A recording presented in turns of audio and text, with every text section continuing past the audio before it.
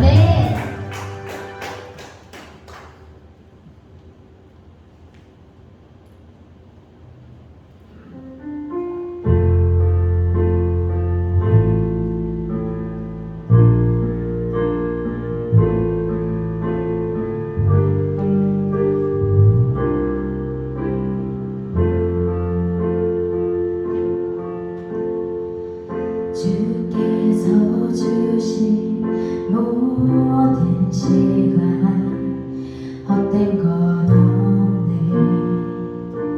그 어느 것도 주의 뜻 알기 어려워도 이유 있음을 알기 원해. 모든 걸음이 나의 모든 걸음이 주님 안에 있기에 주의 이야기 되네. 내 안에 하늘을 넘어 일하시는 주, 크신 주의 은혜 내 삶을 이끄시네.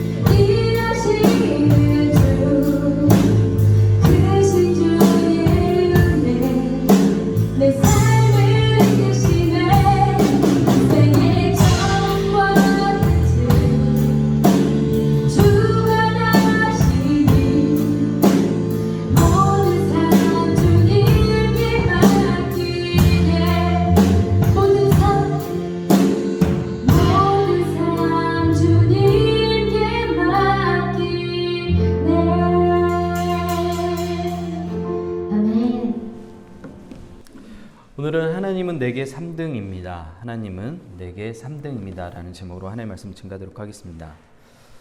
네. 오늘 찬양도 좋고 기도도 너무 잘해줬어요. 네. 배운 여자 같아요. 네. 모니카가 수우파에 나오는 모니카가 배운 여자처럼 보인다고 많이 얘기하는데 배운 여자 같았어요. 네. 섹스피어 4대 비극 이런 것들을 읽고 하니까 깊어지는 것 같아요. 어린 시절 시골 할아버지 집에서 자란 저는 염소 먹이를 주는 일을 자주 했습니다. 염소 먹이 줘봤나요? 네. 염소는 알아요? 네, 염소는 알죠. 효정 씨 염소 알아요? 네. 영민 집사님 염소 알죠? 네. 당시 기억이 초등학교 3, 4학년 때인 것 같아요. 염소에게 좋은 풀을 먹이기 위해서 10마리의 염소 중 대장염소 한 마리를 잘 끌고 가면 나머지 새끼들이랑 잘 따라와요. 그래서 대장염소를 잘 끌고 가면 돼요. 염소에게 좋은 풀을 먹이기 위해서 이제 그 동네 주변에 풀이 많이 있는 곳으로 데리고 갑니다. 염소들에게 좋은 풀을 다 먹이고 난 이후에 이제 집에 갈 때가 되면 이 대장 염소하고 사투를 벌여야 했습니다. 왜냐하면 염소는 어떻게 해요? 말을 잘 듣지 않기 때문에 그래요. 네. 그래서 아무리 끌어당겨도 집에 안 가려고 하는 거예요. 오랜만에 밖에 나와서 그런지 계속 버티는 거예요. 그 염소 버티는 거 알아요? 어떻게 버티는지? 막 이렇게 아무리 잡아당겨도 어린 초등학생이었으니까 얼마나 뭐 제가 힘이 세겠어요. 네. 지금 같았으면 우영 씨 같았으면 아마 염소 이렇게 들쳐매고 갔겠죠. 근데 나는 당시 초등학생이었으니까 아무리 끌어도 안 따라오죠. 그러다가 한 번은 너무 화가 나갖고 염소에게 막 소리를 지르고 왜 안 따라오냐고 그리고 울었던 기억이 있어요. 제가 화가 나고 울었던 이유는 뭐냐면 당시 오후 5시 30분에 뭘 하냐면 독수리 오영제라는 만화를 했어요. 독수리 오영제 알아요? 네. 독수리 오영제를 안다고 고개를 끄덕이는 분들은 이미 나이가 있는 거예요. 네. 나이가 어느 정도 모르는 저 예은이처럼 뭐야? 독수리 오영제가 이런 표정을 지으면 아 젊구나 생각하면 되고 독수리 오영제 독수리 오영제 고개 끄덕이면서 하면 나이가 이미 있는 거면. 당시 초등학교 3학년 어린 나이에 저는 인생에 매우 중요한 사실을 알았습니다. 그것은 뭐냐면 염소는 참 고마움을 모르는 나쁜 동물이구나. 내가 염소에게 맛있는 풀도 먹일 수 있도록 데리고 와서 실컷 먹이더니 어떻게 해요? 배신을 한 거예요, 나를. 그래서 독수리 오영제를 보지 못했어요, 그날. 그래서 너무 속상해요. 그날 하루 스토리를 놓쳐버리면 굉장히 마음 가운데 잠잘 때까지 마음이 공허해요. 계속 생각나요. 오늘 어떻게 됐지? 주인공이 어떻게 됐지? 이런 생각을 하면서. 오늘 본문의 요한계시록에는 나쁜 염소 같은 교회들이 등장합니다. 그중 소아시아의 대표적인 교회가 바로 에베소 교회인데 그 에베소 교회 중심으로 오늘 본문을 살펴보겠습니다. 요한계시록은 어렵고 오해가 많은 성경입니다. 동방종교에서는 10세기까지 요한계시록을 정식 성경으로 채택하지 않았어요. 제가 기독교를 말하면 어디가 기독교라고 얘기했어요. 우리는 기독교 그러면 우리 개신교만 생각하잖아요. 그러면 그거는 너무 작게 보는 거예요. 네. 의정부만 대한민국이에요? 아니죠. 네. 전라도도 있죠. 경상도도 있고 충청도도 있고. 네. 기독교, 개신교 그러면 전라도만 기독교라고 얘기하는 것과 같아요. 그럼 많은 다른 기독교가 있겠죠? 이단 말고요. 정식 기독교야. 그래서 동방정교회가 기독교에 들어와요. 그리고 로마 카톨릭. 여러분 우리 한국에서는 성당이라고 얘기하는 카톨릭 기독교예요. 그리고 카톨릭에서 종교개혁을 한 우리 개신교. 이렇게 세 개의 큰 종파를 기독교라고 해요. 우영씨 처음 들어봐요? 네, 괜찮아요. 러시아 정교회, 그리스 정교회가 동방 정교회예요. 예.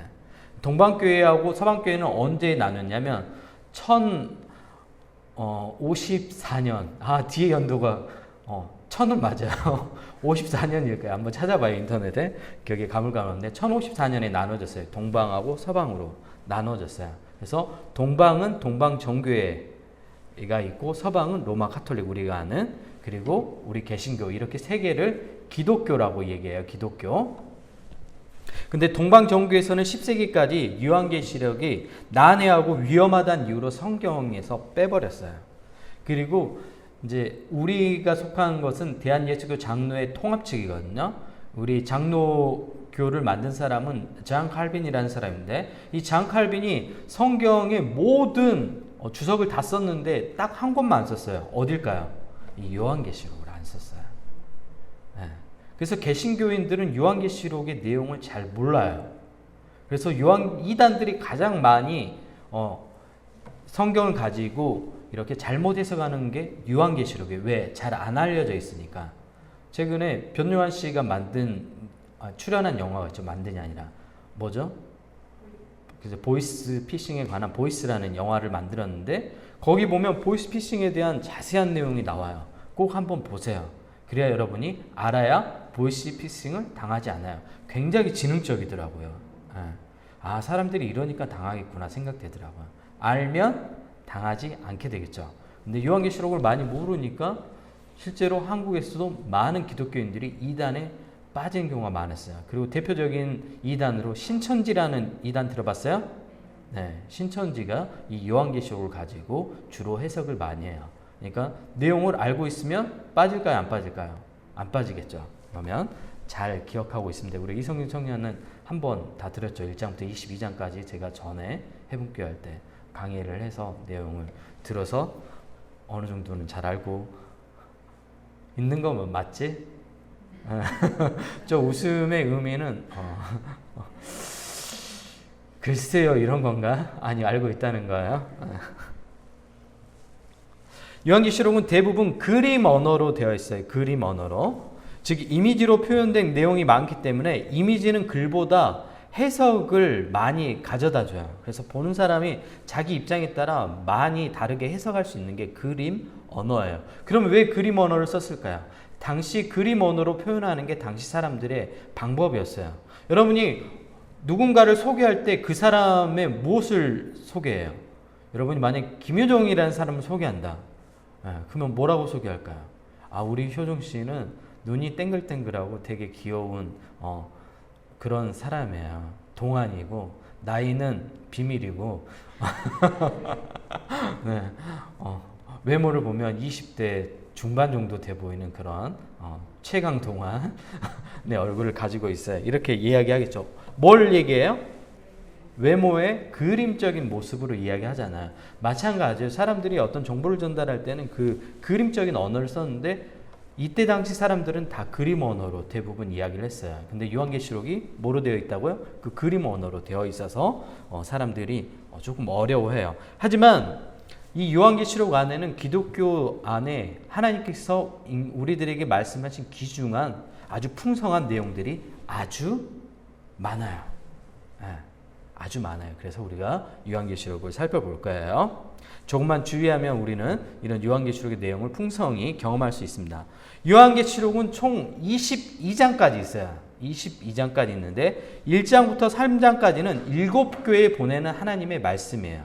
그 중에 서머나 빌라델비아 2교회 빼고 나머지 5교회는 책망을 받았던 교회예요. 그러면 교회에 책망하는 내용이 1장부터 3장까지 나와요. 그리고 7개는 에베소, 서머나, 버가모, 두아디라, 사데, 빌라델비아, 라오디게아까지 이렇게 7교회에 대한 내용이에요. 그러면 소아시아의 에베소 지역에 7교회만 있었을까요? 아니에요. 그럼 왜 7교회를 대표를 가졌을까요? 성서에서는 7이라는 수는 완전함을 뜻해요. 그래서 대표성을 갖기 때문에 7교회만 대표적으로 소개한 거예요. 각각 특성이 있는 교회. 그리고 4장, 5장에는 뭐가 나와요? 지난주 설교했죠. 하늘, 예배, 실황이 나와요. 그리고 여러분이 아는 찬양으로는 비전이란 찬양 알아요? 주의 보좌 앞에 우리 모였네. 그 찬양 있잖아요. 구원하심이 네, 그것도 오래됐네. 생각해보니까. 그 비전이란 찬양이 이 내용을 가지고 만든 찬양이에요. 그리고 오라토로 메시아 알아요? 오라토리오 메시아 핸델의 그 대곡이 바로 이 4장 5장을 배경으로 해서 만든 거예요. 그리고 6장부터 16장까지는 7개의 심판 시리즈가 3개가 나와요. 첫 번째가 뭐냐면 7인, 그리고 두 번째가 7나팔, 그리고 세 번째가 7대접에 대한 심판이 나오는데, 인은 로마 시대 때 뭐였냐면 가장 중요한 문서는 7개 인을 찍었어요. 인 찍은 거 알아요? 이렇게 촛농처럼 녹여가지고 거기다 찍는 거예요. 그래서 7개를 딱 찍어요. 그러면 그 7개는 비밀문서, 특급 비밀문서, 1급 비밀문서 이런 거야. 굉장히 중요한 문서 보관할 때 7개 인을 딱 찍어요. 우리로 얘기하면 국정원 뭐 상위 1% 사람들만 볼 수 있는 그 특급 문서 같은 거 있잖아요. 그런 문서를 인을 찍어요. 그러면 그 인을 뗐다는 것은 아주 중요한 내용이 들어있다는 거고, 7인, 7나팔, 7대접은 시간차로 일어난 게 아니에요. 그 세 가지 사건, 7인, 나팔, 대접이 동시다발적으로 일어났는데 그것을 설명하니까 어떻게 해요? 순서대로 설명하니까 시간차대로 일어난 것처럼 이루어지만 사실은 동시에 다 일어나는 것들을 설명하고 있는 거예요. 네, 안 봐도 돼요. 여기 보세요. 중요한 내용 없으니까. 그리고 17장부터 22장까지는 악의 세력이 어떻게 해요? 결국에는 멸망한다는 내용이 나오겠죠. 왜요? 하나님이 이 세상을 통치하시는 분이니까. 네. 그리고 새로운 창조가 일어나요. 이 새로운 창조는 창조의 완성이에요, 사실은. 왜 우리가 인간 세상이 왜 이렇게 엉망이 됐죠? 여러분 배웠죠? 악이 시작됐잖아요. 누굴 통해서? 사단이 아담과 하와를 유혹했죠. 그래서 그 악이 인류에게 들어왔고 그 악이 점점 어떻게 해요? 코로나처럼 전염되어 갔잖아요. 그래서 인류가 어떻게 해요? 망가졌죠. 그 망가진 인류를 위해서 누가 오셨어요? 예수님이 오셨고, 예수님이 회복하셨고, 예수님이 다시 오실 때는 이 모든 것들을 어떻게 해요? 완전하게 다시 회복시켜요. 그럼 자연 만물들은 어떻게 해요? 다시 회복시킬까요? 안 시킬까요? 시켜요. 네. 지금 경유차 요소수가 없어가지고 그 요소수를 넣는 이유는 알죠? 환경 오염 때문에 넣는 거예요. 근데 그 요소수가 없으면 자동차가 기름이 없는 것처럼 자동차가 갈 수가 없어요, 아예. 어제 방울토마토를 샀는데 나는 늘 사 먹었던 거라서 3,000원인 줄 알고 그냥 샀어요. 늘 가서 샀거든요, 매주마다. 근데 6,000원 올랐어요. 생각해보니까 왜 갑자기 뭐 이럴 일이 없는데 왜 그랬을까 생각했더니 도로의 운반수단이 사라져버린 거야. 차로 많이 운반하는데. 물가가 계속 오를 수밖에 없는 상황이 될 것 같아요. 중국에서 요소수를 보내주지 않는 이상. 뭐 하여튼 근데 곧 해결할 거예요. 네.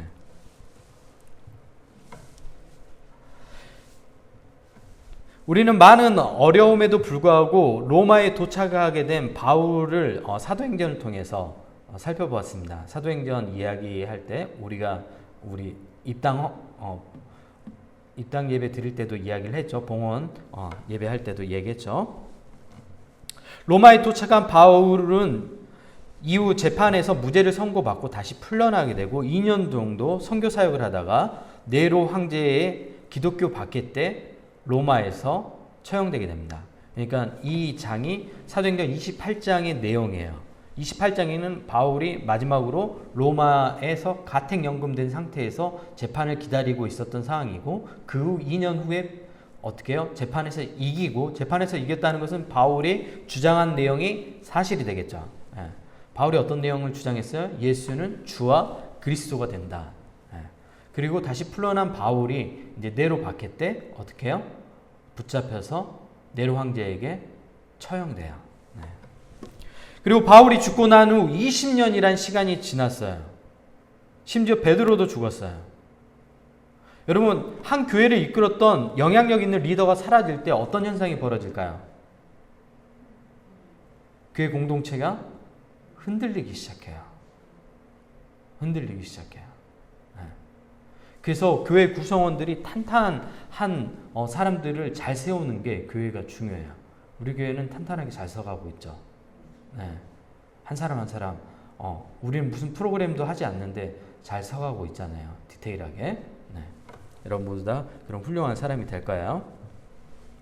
요한계시록의 저자 요한은 예수님을 증언했다는 제목으로 밤모섬, 돌섬으로 유명한 우리로 얘기하면 제주처럼 돌이 유명한 밤모섬으로 유배돼요.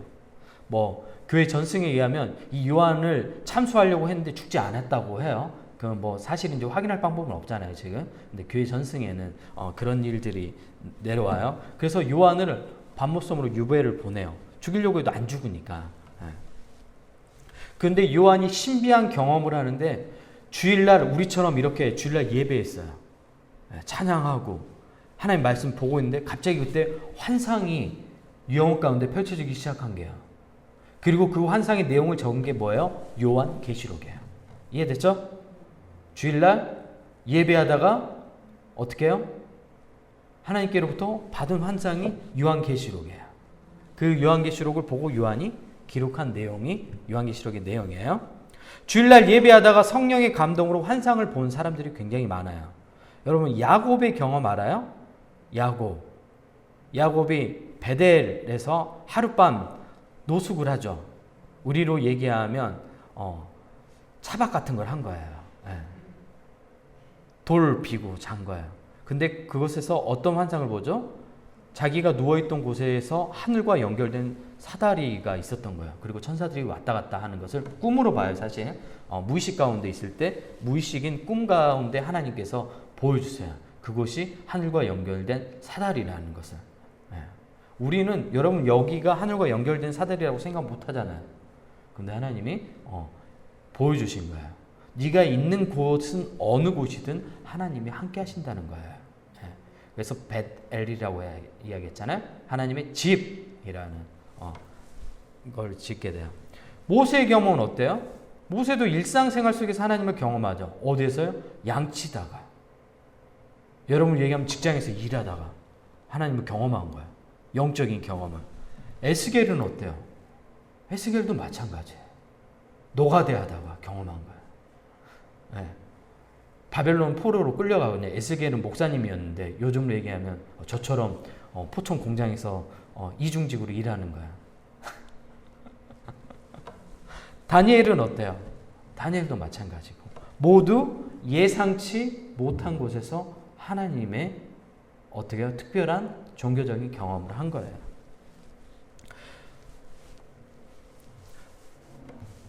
요한은 유배지에서 큰 음성소리가 들렸고 두루마리에 자신이 본 환상을 적어 7교회에게 보내라는 메시지를 듣습니다. 이 7교회는 여러분이 잘 아는 에베소, 서머나, 버가모, 두아디라, 사데, 빌라델비아, 라오디게아 교회입니다. 계시록 1장부터 시작해 22장까지 계속 등장하는 개념이 뭐냐면 바로 이긴 자 개념이에요. 신천지에서는 이 이긴 자가 이만희 씨라고 얘기하는데 그거는 굉장히 바보 같은 해석이에요. 제가 그랬죠. 잘못 알면 보이스피싱에 당하게 된다고. 그럼 이긴 자는 뭐죠? 세상의 방식이 아니라 하나님의 방식으로 살아가는 사람이 모두 이긴 자가 돼요. 여러분 이긴 자예요? 세상의 방식으로 안 살아가면 여러분 모두 이긴 자입니다. 많은 사람이 힘을 통해서 하나님의 나라가 만들어진다고 생각하는데 이런 오류는 우리가 역사 안에서 충분히 경험했습니다. 여러분 힘을 사랑하는 거예요? 사랑의 힘을 믿는 거예요? 말이 어려워요? 힘을 사랑하는 거예요? 사랑의 힘을 믿는 거예요? 기독교는?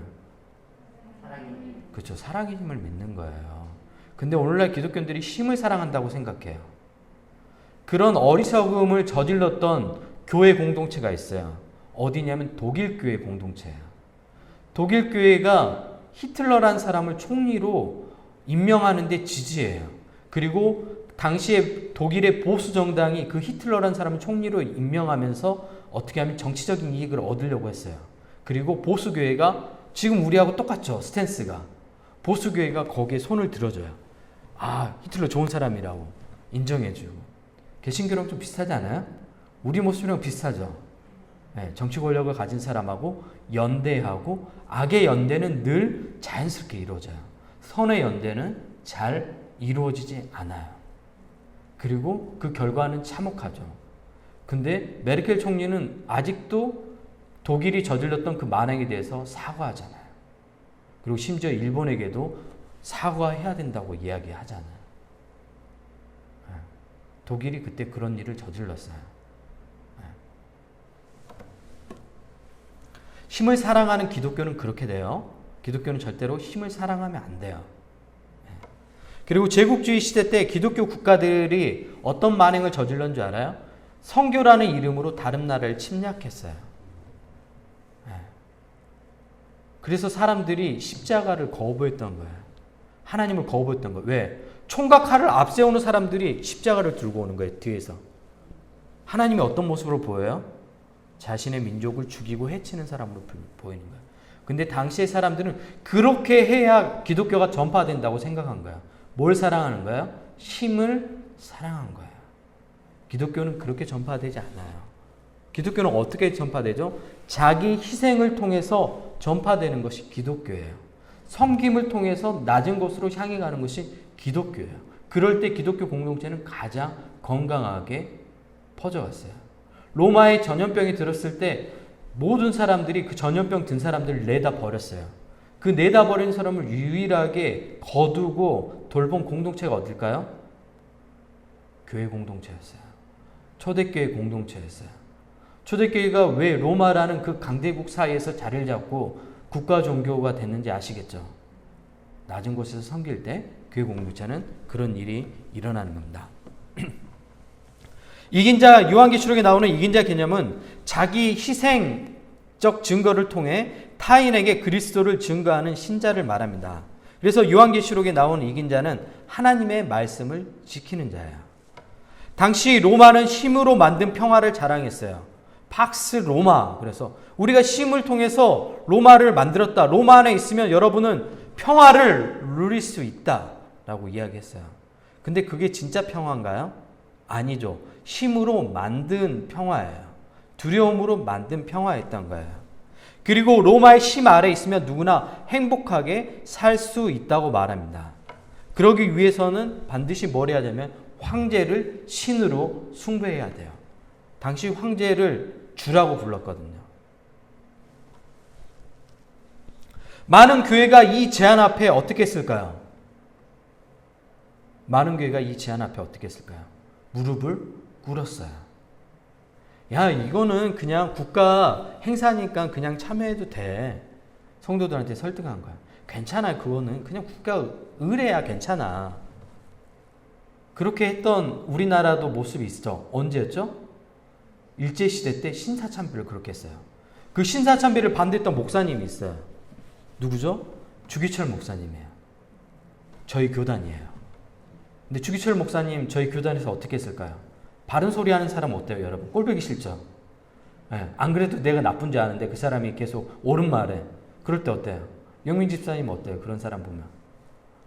우리 영민 집사님 매너가 있어서 웃겠죠. 우리 지난주에 야유회 갔잖아요. 근데 효정 씨하고 예은이가 사라진 거야. 둘이. 그리고 봤더니 자전거를 타고 있는 거예요. 둘이 막 신나게 막 이러면서 자전거 타고 있는 거야. 우리 기다렸거든요. 테이블에 앉아가지고 효정 씨하고 예은이 오길까지.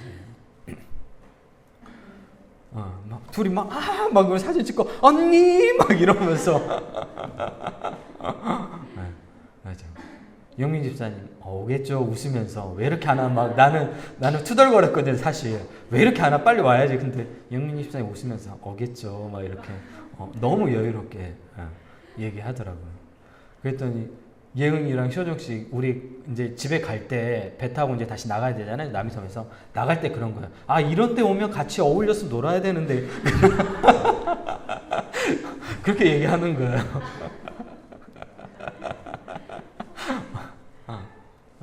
영민 집사님 영민 집사님은 좋은 사람이라서, 좋은 남자라서 그러겠죠. 근데 어떻게 해요? 바른 소리 하는 사람 싫죠. 그래서 어떻게 했을까요? 주기철 목사님은 저희 교단에서 파면시켰어요. 목사를. 신사참배 거부했다는 이유로. 신사참배를 거부해야죠. 당연히. 우상숭배하는 건데. 그런 부끄러운 짓을 어떻게 해요? 교회 공동체가 했어요. 그리고 많은 사람들이 거기에 동조했어요. 근데 저기 전라도 여수 옆에 순천이라는 작은 도시에 매산여고가 있어요. 매산고등학교가 있는데 그 매산고등학교는 신사참배를 거부했어요. 기독교 학교인데 아주 작은 시골 학교예요. 그리고 그 학교 폐교령이 떨어져요. 실제로 문을 닫아야 했었어요. 아주 작은 사람들은 어떻게 해요? 신실하게 거부하고 지키잖아요. 근데 힘을 가진 종교 권력을 가진 사람들은 어떻게 해요? 쉽게 악과 타협해 버리는 것이 과거나 현재나 똑같이 일어나는 일입니다. 많은 교회가 이 로마의 제한 앞에 무릎을 꿇어요. 이런 부패한 교회의 모습은 오늘날 우리가 주변에서 쉽게 찾아볼 수 있죠. 매스컴에 쉽게 등장하죠. 교회인들을 보이스피싱이 아니라 갑자기 생각 안 나네. 저 가스라이팅. 나 보이스피싱 며칠 전에 영화를 봐서 그래요. 가스라이팅 하는 목회자들 많죠. 정말 많아요, 실제로. 성도를 자기의 어떻게 해요? 성공하고 명예를 알리는 수단으로 이용하는 사람들. 심지어 교회를 이용하는 목회자들도 많아요. 여러분, 그 사람들이 처음부터 그렇게 타락했을까요? 그러면 언제부터 타락했을까요? 처음부터 그러진 않았을 거 아니에요. 처음에 목사가 됐을 때 그랬을까요? 처음에 경찰이 됐을 때 처음부터 부패한 경찰이에요? 처음에 검사가 됐을 때 처음부터 검사가 부패한 검사였어요? 처음부터 여러분 예배 드릴 때 여러분이 지금 같은 모습으로 여러분이 모두 예배 잘 드리면 한국교회가 지금 같은 모습으로 예배를 드렸을까요? 처음에 의사가 됐을 때 어땠을까요? 처음에는 안 그렇겠죠. 첫 마음은 어땠을까요? 처음에는 좋은 경찰이 되고 싶었을 거예요. 범죄를 소탕하고 지금보다 더 나은 아름다운 세상을 꿈꿨을 거예요. 돈보다 사람을 먼저 치료하는 좋은 의사가 돼야 되겠다고 선서하고 그런 의사가 되려고 했을 거예요. 처음에는. 그리고 그 마음을 품고 공부했을 거예요.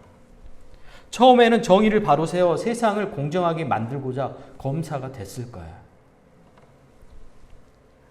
처음에는 성도와 세상을 섬기며 예수님처럼 낮은 마음으로 세상을 살아야 되겠다라고 생각하면 목회자가 처음에는 됐을 거예요.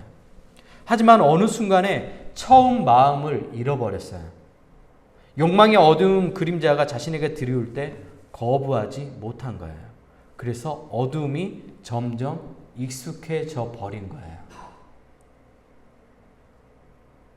여러분, 언제 불평하기 시작해요? 처음 마음을 잃어버렸을 때. 언제 사랑하는 사람이 단점이 보이기 시작해요?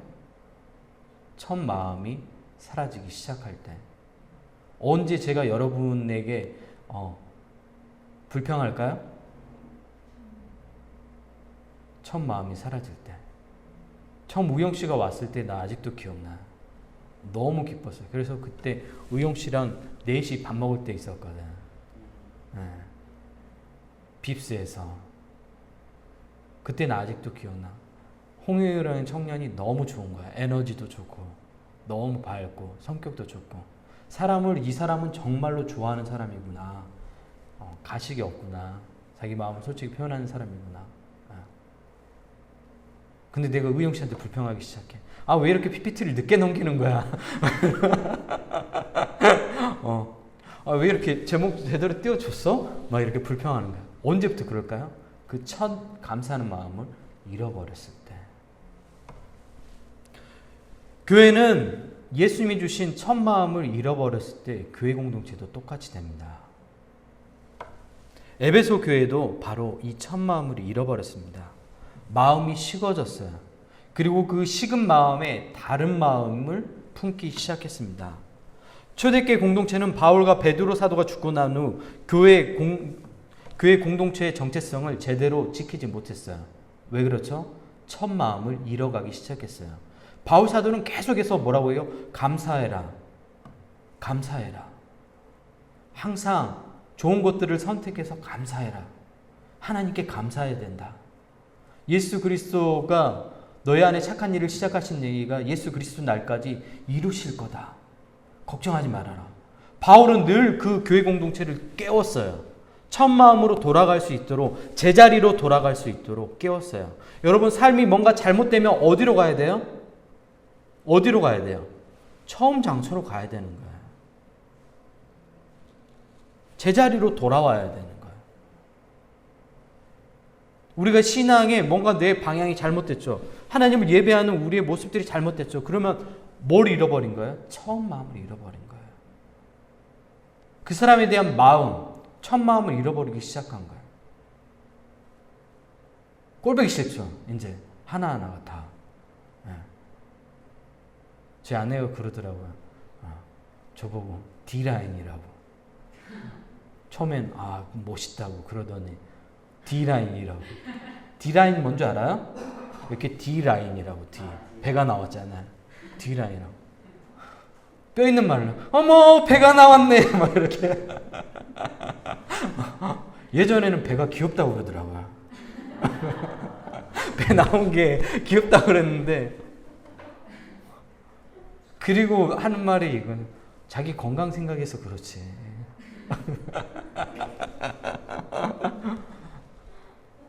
아니, 굉장히 좋은 여자예요. 다 망가진 나를 걷어줬잖아요. 되게 좋은 여자예요. 처음 마음이 사라질 때 뭐가 보이기 시작해요? 그 사람의 단점들이 보이기 시작해요.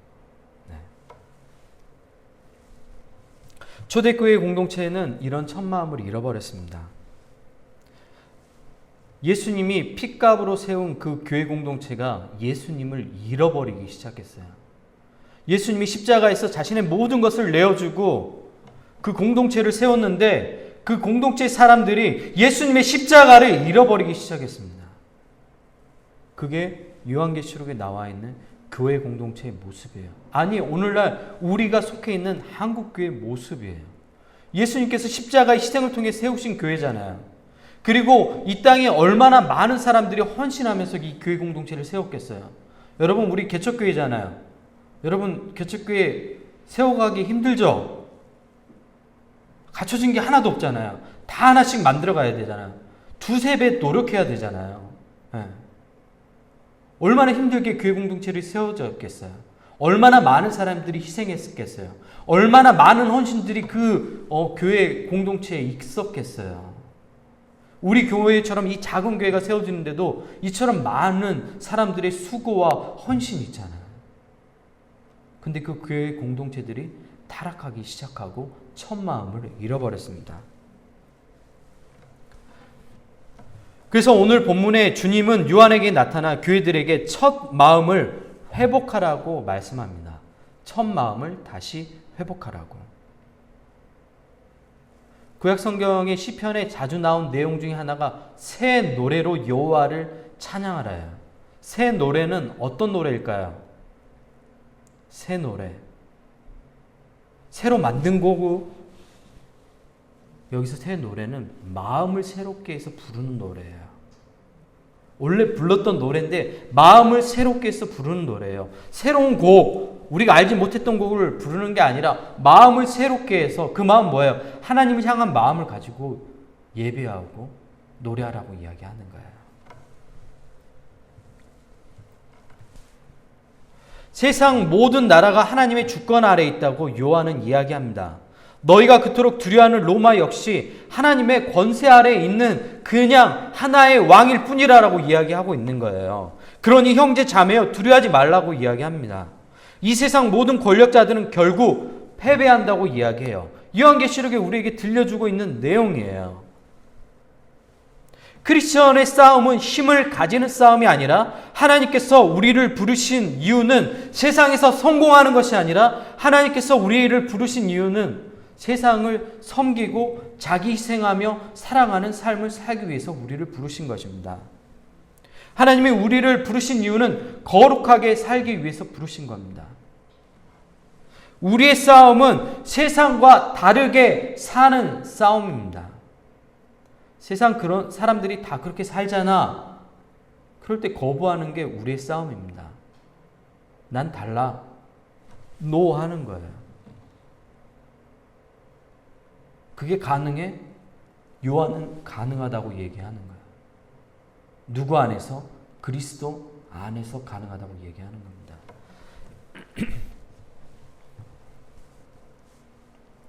처음 주님과 만날 때 여러분은 어떤 마음을 가졌나요?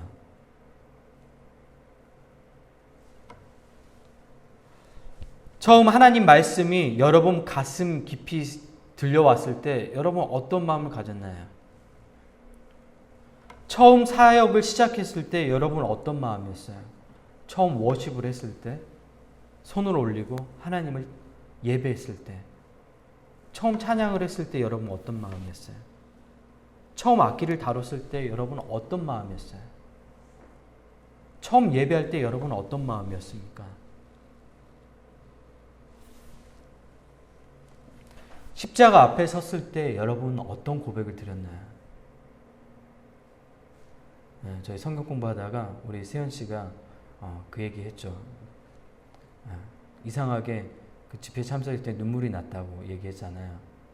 그때가 첫 마음이겠죠. 우리들 다 그런 경험들이 있잖아요. 십자가 앞에 섰을 때 알지 못하는 눈물이 내 눈에서 흐르고 있고 마음 가운데 말할 수 없는 평화가 갑자기 밀려오기 시작하고 내 상황과 환경은 달라진 게 하나도 없는데 이상하게 편안하고 평화 하늘에서 내려오는 그 평화가 내 마음 가운데 임하는 그 특별한 경험을 여러분 모두 다 했죠. 그랬을 때 뭐라고 고백했죠? 주님 사랑해요. 주님 사랑해요. 주님 사랑해요. 그리고 주님을 위해서 살고 싶습니다. 여러분 모두 그런 고백을 했을 겁니다. 내게 하나님은 3등입니다 라는 시를 읽어드리고 말씀 마치겠습니다. 내게 하나님은 3등입니다. 1등은 하고 싶은 일, 2등은 해야 하는 일, 3등은 하나님을 만나는 일. 하고 싶은 일을 다 하고 해야 하는 일도 다 마치고 그 후 여유가 있으면 하나님을 만납니다. 내게 하나님은 3등입니다. 어려운 일이 생길 때도 하나님은 3등입니다. 내 힘으로 한번 해보고 그래도 안 되면 가까이 있는 사람에게 도와달라고 하고 그나마도 안 될 때 하나님을 부릅니다. 그래서 하나님은 내게 3등입니다. 거리에서도 하나님은 3등입니다. 내게 가장 가까이 있는 사람은 내 자신, 그 다음은 내 마음을 알아주는 사람, 다음에야 저 멀리 하늘에 계신 하나님이십니다. 내게 하나님은 언제나 3등입니다. 그런데 말입니다. 하나님께 나는 1등입니다. 무슨 일이 있어도 내가 부르기만 하면 1등으로 도와주십니다. 내가 괴로워할 때 만사를 제쳐주고 달려오십니다. 아무도 내 곁에 없다 생각될 때 홀로 내 곁에 오셔서 나를 위로해 주십니다. 나는 하나님께 언제나 1등입니다. 나도 하나님을 1등으로 생각했으면 좋겠습니다. 만사를 제쳐놓고 만나고 작은 고비 때마다 손을 꼭 붙잡는 내게 1등으로 가까이 계신 하나님이셨으면 좋겠습니다. 내게 1등이신 하나님을 나도 1등으로 모시고 싶습니다. 우리 시간 같이 기도할까요?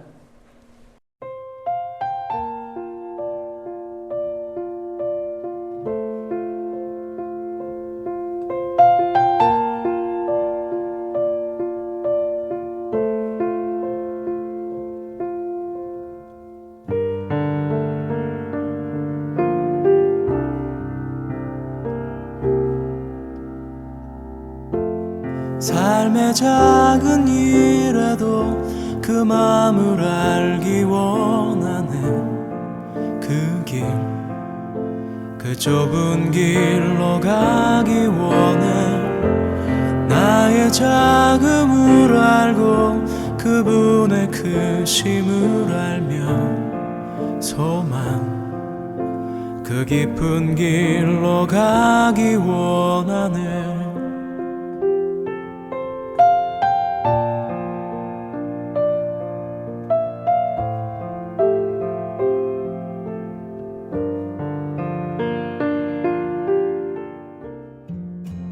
유예분교회 성도 여러분, 한 주간 잘 지내셨나요?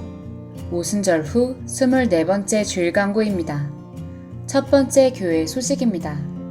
바이블 아카데미가 진행 중입니다. 누구나 참여 가능합니다. 범위는 구약 성서 전체입니다. 이 아름다운 가을 성경 속으로 영적 여행을 떠나보세요. 두 번째 교회 소식입니다. 11월 28일 주일 예배 후 공동의회가 있습니다. 2022년 계획 및 교회 전반적인 발전 계획을 논의하고 결정합니다. 많은 참여 바랍니다. 세 번째 교회 소식입니다. 온라인 헌금은 아래 카카오뱅크 계좌로 헌금해 주세요. 너는 청년의 때에 너희 창조주를 기억하라. 곧 곤고한 날이 이르기 전에 나는 아무 낙이 없다고 할 해들이 가깝기 전에 해와 빛과 달과 별들이 어둡기 전에 비 뒤에 구름이 다시 일어나기 전에 그리하라. 한 주도 하나님이 우리에게 주신 은혜를 기억하며 감사하며 누리며 살아가는 뉴에븐교회 성도 모두가 되시길 바랍니다.